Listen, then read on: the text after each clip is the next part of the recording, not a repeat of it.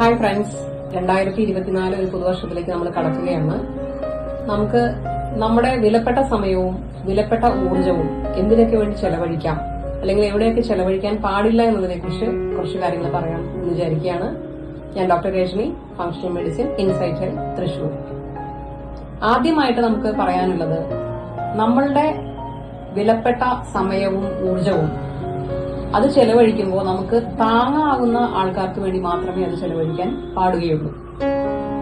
രണ്ടാമത്തെ കാര്യം, നമ്മളെ പറ്റി മറ്റുള്ളവർ എന്ത് വിചാരിക്കും എന്ന് ആലോചിച്ചുകൊണ്ട് അതിനു വേണ്ടിയിട്ട് സമയവും ഊർജവും പാഴാക്കരുത്. മൂന്നാമത്തെ കാര്യം, നമുക്ക് താങ്ങാവാത്ത ഒരു വശത്തേക്ക് മാത്രം പ്രയോജനം ലഭിക്കുന്ന തരത്തിലുള്ള കാര്യങ്ങൾക്ക് വേണ്ടി വെറുതെ സമയവും ഊർജവും ചെലവഴിക്കരുത്.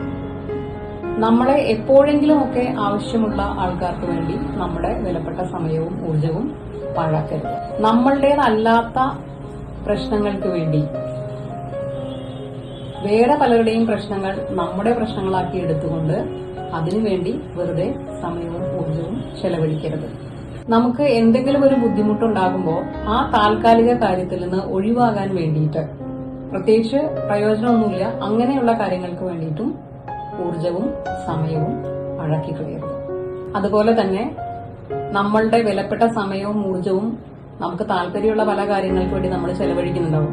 പക്ഷെ ചില ആളുകൾക്ക് അതിൽ യാതൊരു താല്പര്യം ഉണ്ടാവില്ല. അപ്പൊ അവരെ അത് പറഞ്ഞ് മനസ്സിലാക്കാൻ വേണ്ടിയിട്ട് നമ്മൾ വെറുതെ സമയം കളയരുത്. അപ്പൊ നമ്മൾ എന്താണ് 2024 വിചാരിക്കേണ്ടത്? നമ്മുടെ വിലമതിക്കാനാവാത്ത സമയവും നമ്മുടെ ഊർജവും കൂടുതൽ നല്ല കാര്യങ്ങൾക്ക് വേണ്ടി പ്രയോജനപ്പെടുത്തുകയും അത് എവിടെയാണ് ചെലവഴിക്കേണ്ടതെന്ന് ബോധവതികളാവുക, ബോധവാന്മാരാകുക.